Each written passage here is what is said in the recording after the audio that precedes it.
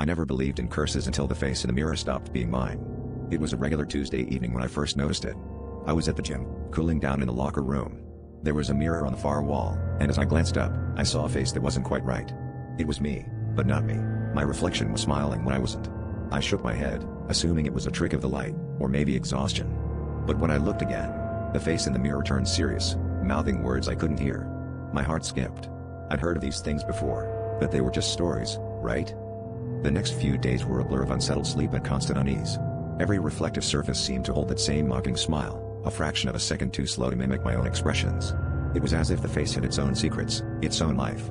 I tried to ignore it, focusing on work and friends, but the harder I tried, the more persistent it became.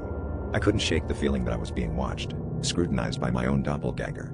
Friends started noticing my distracted demeanor, but how could I explain the inexplicable? I did some research, searching for answers in dusty online forums and old books. A recurring theme emerged, an ancient curse tied to a forgotten artifact. It sounded absurd, yet eerily plausible. I remembered the empty clock that my grandmother had given me, a family heirloom passed down through generations. Could it be the source? I hadn't taken it off since she died.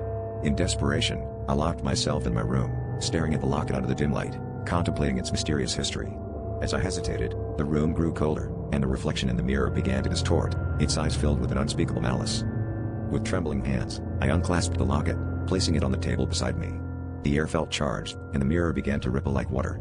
My reflection reached out, its fingers stretching towards me, as if begging for freedom. Panic surged through me as I realized the truth. My reflection wasn't just a reflection, it was a trapped soul, desperate to escape.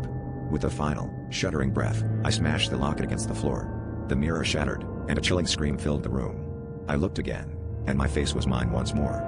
But as I turned away, I caught a glimpse of the locket reassembling itself, piece by piece. The curse wasn't broken, it had just begun.